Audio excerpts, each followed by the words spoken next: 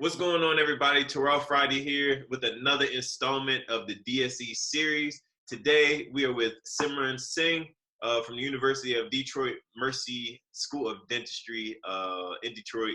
He's going to be joining us, speaking about his experience so far. Thanks for joining us, man. How are you doing? Good, man. How are you? I'm doing well, man. Surviving through the COVID and just making it day by day. It's an unprecedented time, man. It's different. It's different from all of us, man. This is a unique dental school experience for sure. DDS stands for what? Digital Dental School now? Oh, man. Sure. But, man, if you could, man, just, for all the viewers out there, if you could briefly reintroduce yourself, tell a little bit about where you're from, your journey into dental school, man, and if you took any time off in between school, what you did. Yeah, for sure. So yeah, again, my name's Simran Singh. I've lived in Michigan my whole life. I've lived in like the Metro Detroit area. I've moved from like city to city, but I currently reside in Northville, Michigan, which is like 25 miles outside of Detroit. And I went to undergrad at Michigan State University. Okay. Go Green. I got a major in human biology and psychology. It took about 3.5 years for me to do that. And then I had like 9 months off before I started dental school. So I didn't take a year off, but I had like the little gap semester before I started dental school. So yeah.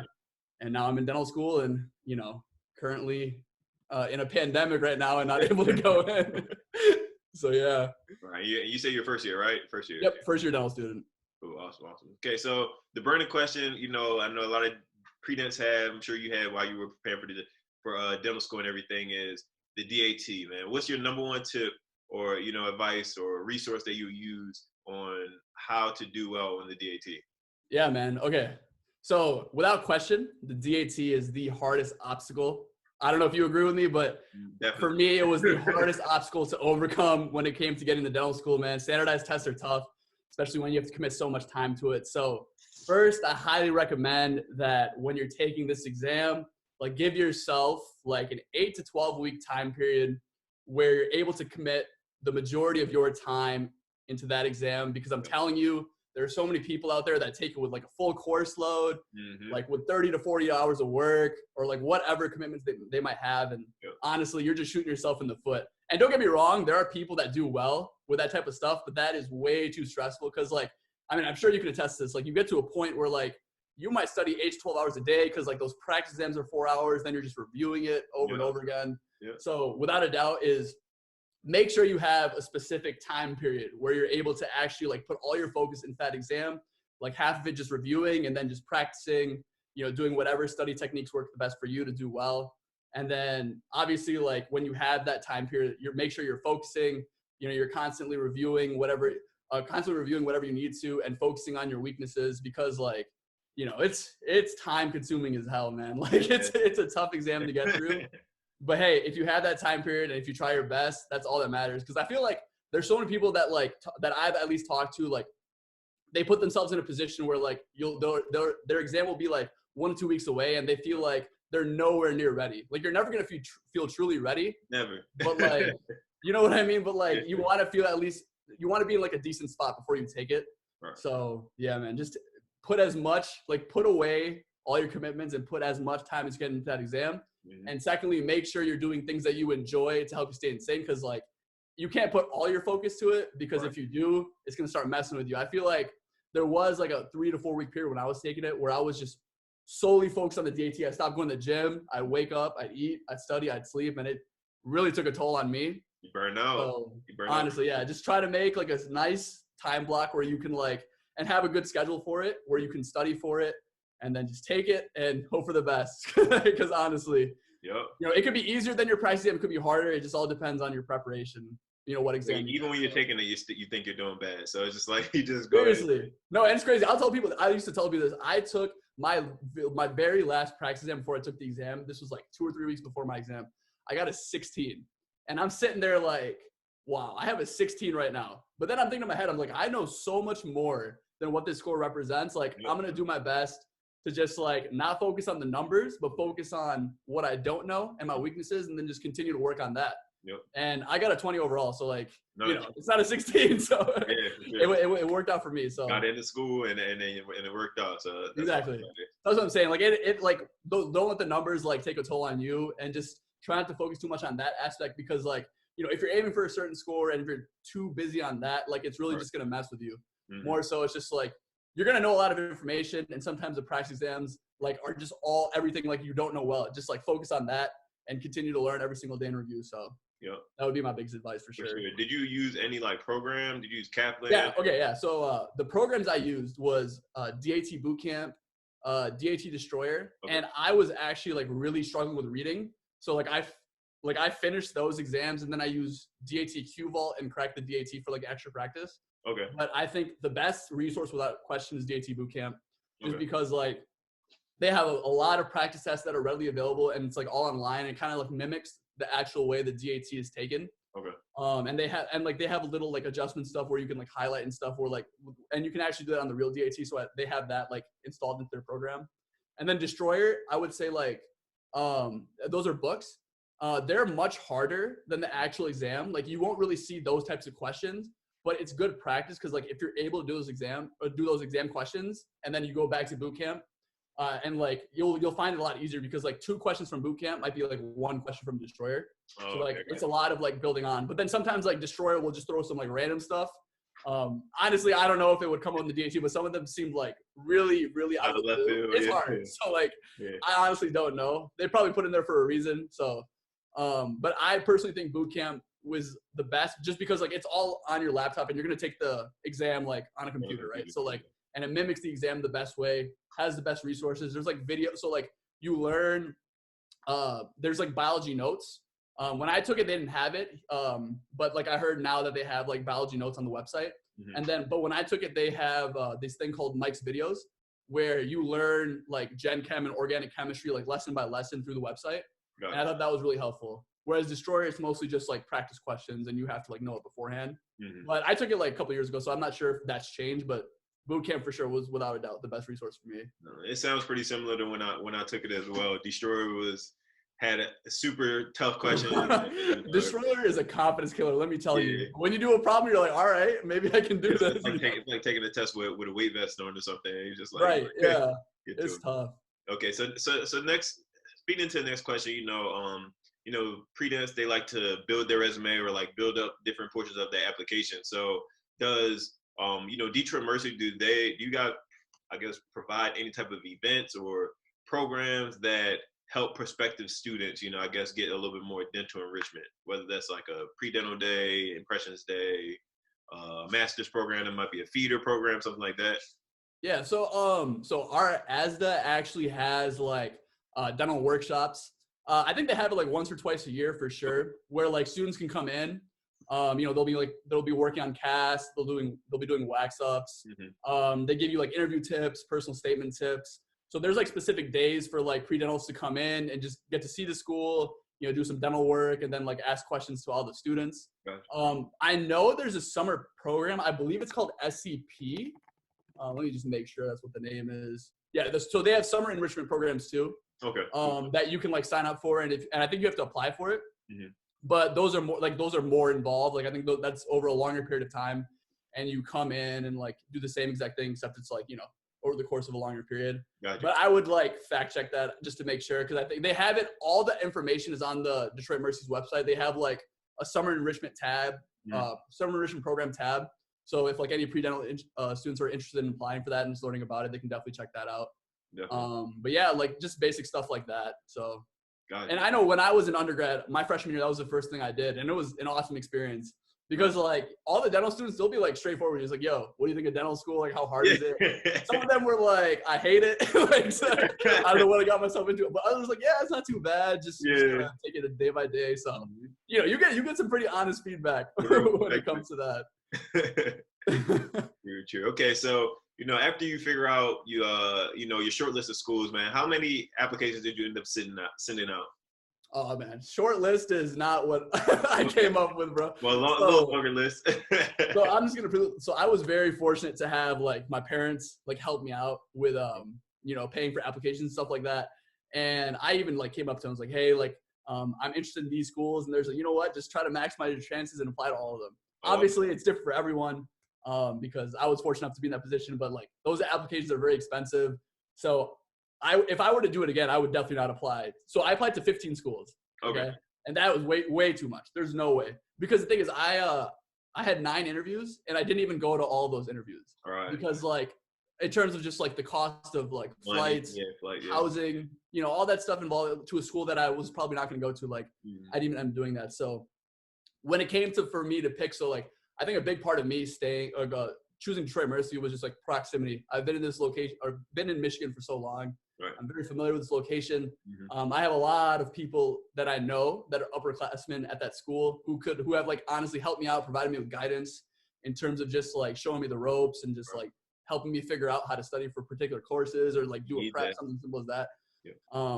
But you know, when it comes to like picking schools, I think it's really important to assess like what you as an individual really want from your dental school education.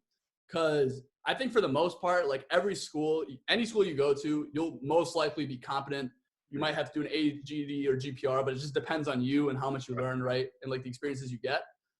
But in terms of just picking a school, I think it's really important to be at a school that you're genuinely comfortable with and you have that environment that you'd want to be in for 4 years, right? Because like, you know, it's going to be a very stressful and anxious time. Like I'm almost done my first year, man. I've had so many like rocky roads already. It's tough. Right. But the fact that I'm like 25 minutes away from my house, I have so many of my close friends here. It helps out a lot.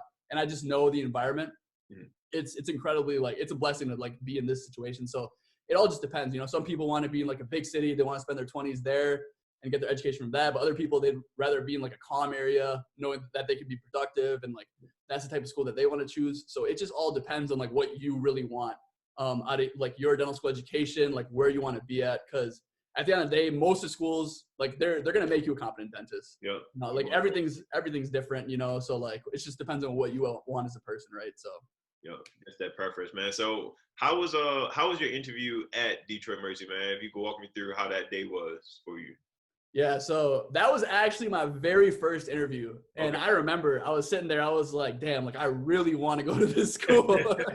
Cause I've ever since I like chose pre-dental, like it's either like one of the 2 Michigan schools would probably be my top preference. And then I'll figure out where I want to go after that. So yeah, so how it worked from what I remember is I walked in and they had like a 30-minute, like 60-minute presentation, essentially talking about the school. They gave us like pamphlets and we like talked to students and whatnot, but they essentially spent time like talking about the school and like, you know, this is like what curriculum we have, like these are the different programs we have, like this is how stuff works at Detroit Mercy. So that was like 30 minutes to like an hour just spent doing that. And then it depended on what group you were in, because like my interview had like a lot of interviewers. Interviewees. So they like split us up into groups. So what I remember is we had our student panel first.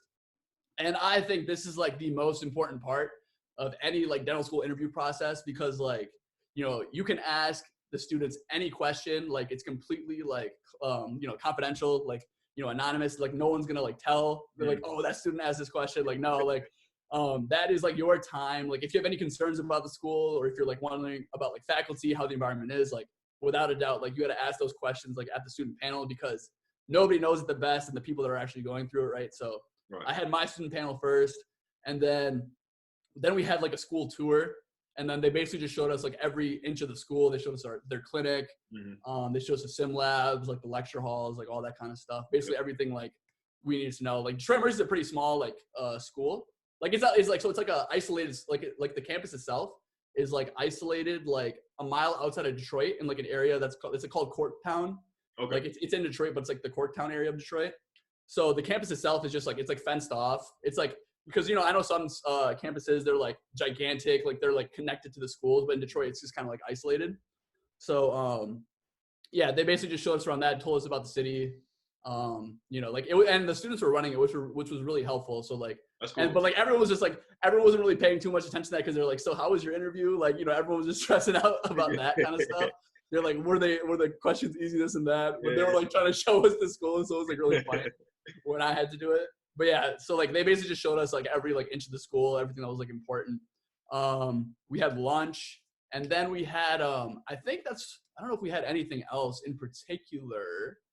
So yeah, student tour, student panel, like their presentation, and then yeah, I think it was just like the interviews after that, if I remember correctly. But yeah, my interview experience was awesome. Like it was about 20 minutes.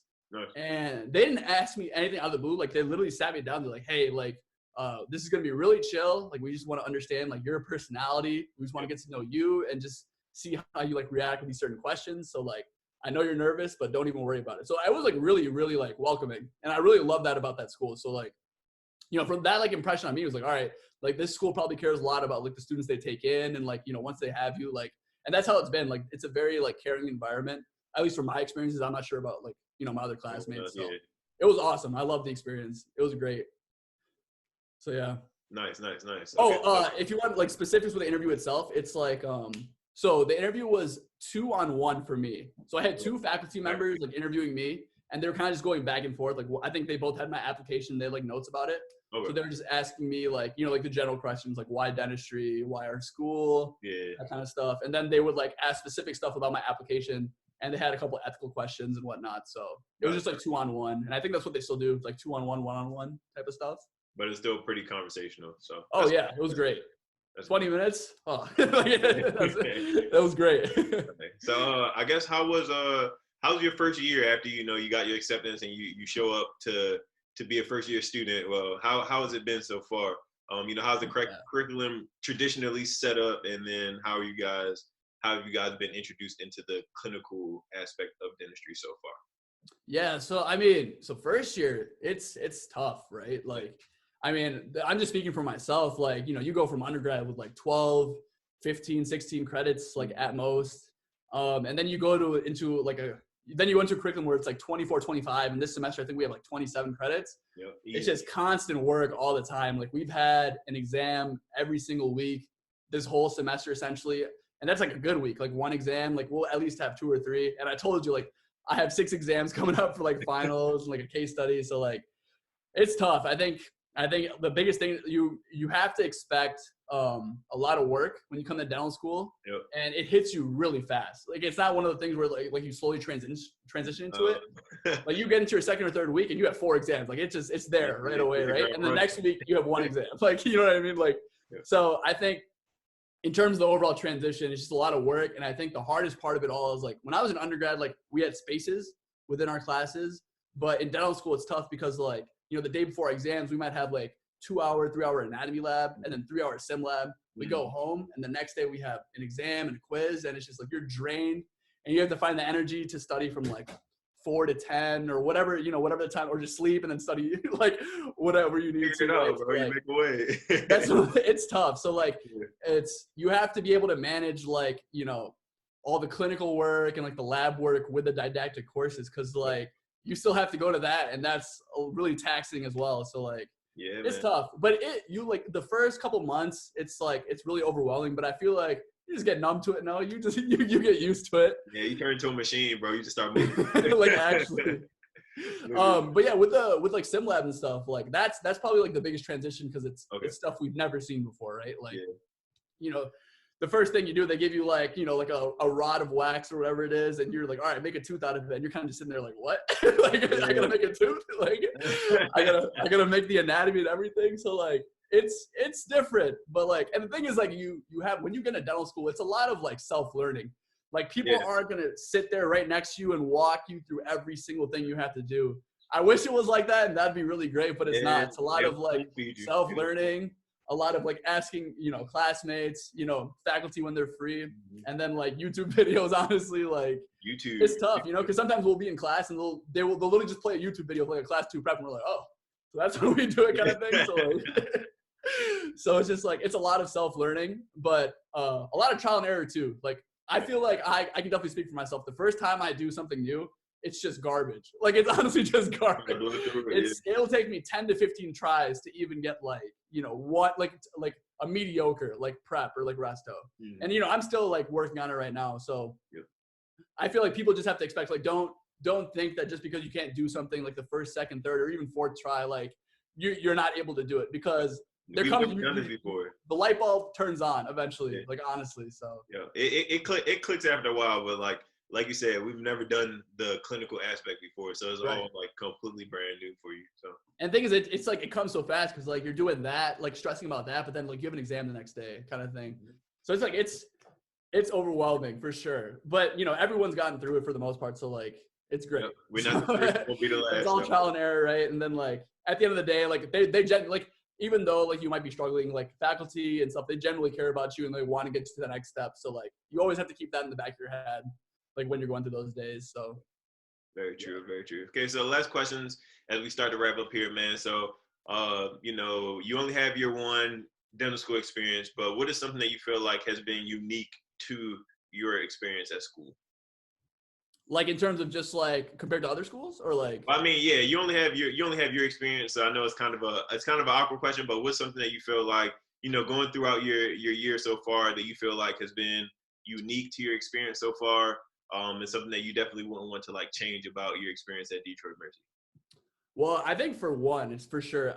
In terms of just like the people I'm around, man, I have one of the most like diverse classes that, you know, I didn't expect to come into dental school with like, you know, on my right, I have someone that has 4 kids and is like 35 years old. And the next person, you know, was like a registered dental hygienist and like went back to dental school, or someone that like, it took him 4 or 5 tries to get into school and he finally made it. So it's just like, I think the type of people that are at Detroit Mercy is like, obviously it's different for every school, but for something that I've noticed about my class in particular, like you see people from like everywhere, not just from Michigan, but like, you know, California, Hawaii, Florida, Texas. Like it's a very diverse class, so many different stories, so many different backgrounds.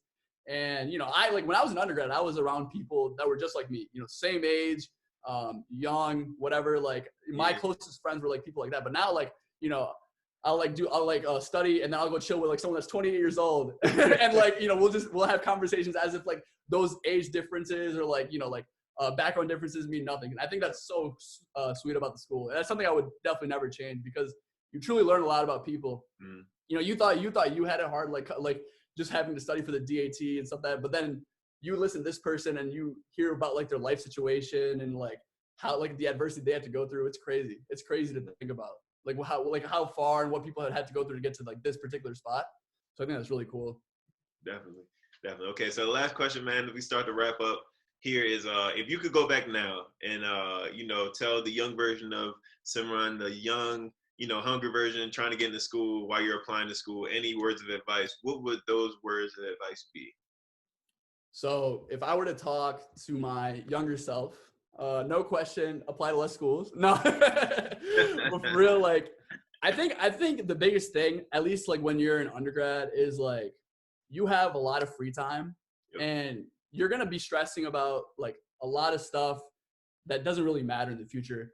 Like, obviously you need to focus on school, classes, and whatever else you need to do in order to get to dental school, but don't let that consume your life. And I feel like a lot of the younger version of myself kind of consumed my life. And I would have, if I were to go back, I would have done more things that I enjoyed. Like I definitely did stuff that I enjoyed, but I would have used my undergrad experience more so to learn about things that dental school won't teach you, right? So like the business, like, you know, certain business stuff, for example, whatever that case may be, you know, stuff that I'm interested in, you know? You know, I'm actually a big, like I just started like the YouTube channel and everything. Like, I think it would have been really cool to learn about like photography, videography, you know, spent time like picking up that type of hobby because I'm trying to learn it now, yet I don't have that much time, you know? I feel like if I were to talk to the younger version of myself, I would have told myself like, hey, don't be so consumed about the future. Kind of live in the present right now and do the stuff that you enjoy. Cause you know, those are the years you're never going to get back. Without you know? doubt. And that's the thing. Like my parents would always tell me that, like, hey, like, even though you're stressed out about this exam or this grade, but like you're doing fine, you're doing your best, but like, you're never gonna get these years back. There's gonna be so many things in life and in the future that are gonna stress you out way more than just some random test. So like, I feel like I would have used more of my time to just do the things that I enjoy and just learn more, you know, about life and whatever is like important. So yeah, man. Definitely. Man, well, Simran, this was great, man. This was amazing. This was great information for all the pre-nets out there, especially those looking at Detroit Mercy for school, man. But if anybody has any more questions for you, specifically about Detroit Mercy or maybe about your journey, just want to pick your brain a little bit more, man. What's your Instagram so that they can get in touch with you? Yeah, so it's Simpressions1123. Are you gonna be able to like link it in the description? Yeah, we'll make sure we put it down in the description for you. Yeah, and I have a YouTube channel too. So if you are interested in that, you can link that too, I guess. Yeah, so, like, plug it. Yeah, whatever. Yeah, it's just Simran Singh, but like I'm basically just making helpful and resourceful videos, vlogging my dental school experience. Nice. Basically trying to do what these guys do. So yeah, if you guys are interested, just go ahead to that channel. No, but thank you so much for having me, man. It was great. Man. I appreciate you. Thank you for taking some time out, man. Everybody go out there, make sure you follow his page, go to his Instagram page, follow him. He seems like he's got a lot of good information out there for you, and is willing to help. So again, you know, on behalf of myself, Tyler, all the FutureDDS family, all the viewers out there, the pre-dents, we just want to say thank you again, and you know, be safe. Best of luck for you throughout the rest of your dental school journey, man. Appreciate it, man. Yep, and for you guys out there, if you haven't already, make sure you hit that subscribe button, that notification bell, and the like button. Add comments down if you have any questions for Simran, and if you have any questions for us, go over to Instagram, follow us at _FutureDDS, send us a DM. Tyler and myself will get back to you as soon as we can. That's going to wrap it up for this episode of the DSA series. Simran, thank you again. That's going to wrap it up. Thank you guys. See you next time.